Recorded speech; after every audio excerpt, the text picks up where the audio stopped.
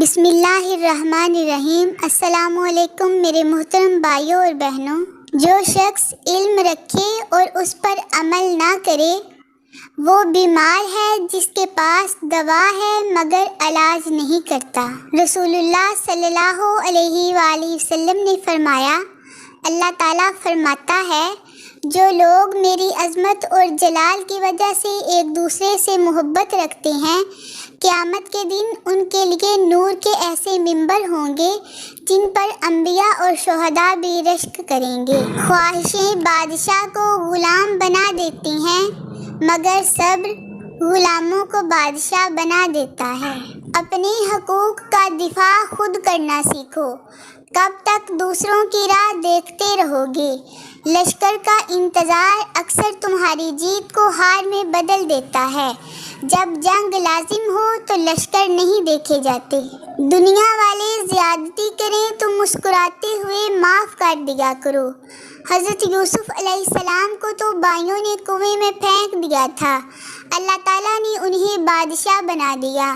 بے شک ہر مشکل کے بعد آسانی ہے۔ منفی سوچ غلط نمبر کی اینک کی طرح ہی ہوتی ہے، ہر منظر دھندلا، ہر راستہ ٹیڑھا اور ہر چہرہ بگڑا ہوا ہی نظر آتا ہے۔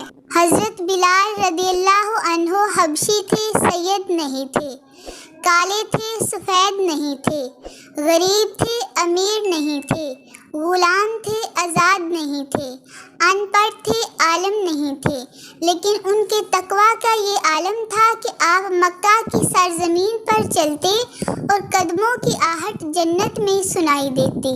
رشتوں میں مخلص رہیں تاکہ رشتوں کو جیا جائے نہ کہ برداشت کیا جائے۔ تہجد پڑھتے ہیں مگر اپنے بھائی سے بول چال نہیں رکھتے، ہر نیک کام کرتے ہیں مگر غیبت نہیں چھوڑتے۔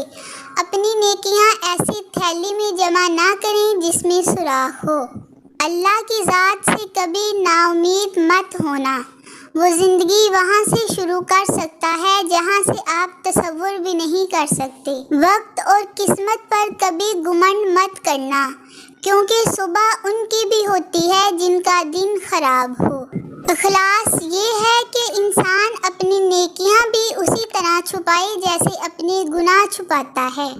رسول اللہ صلی اللہ علیہ وآلہ وسلم نے فرمایا، دعا کے سوا کوئی چیز تقدیر کو نہیں ٹالتی ہے اور نیکی کے سوا کوئی چیز عمر میں اضافہ نہیں کرتی ہے۔ آخر پر میرے محترم بھائیوں آپ سے اور بہنوں آپ سے درخواست ہے کہ پلیز میرے چینل کو سبسکرائب اور ویڈیو کو لائک اور شیئر ضرور کریں اور مجھے اپنی دعاؤں میں یاد رکھیں۔ اللہ تعالیٰ آپ کو جزائے خیر عطا فرمائے۔ آمین ثم آمین۔ اللہ حافظ۔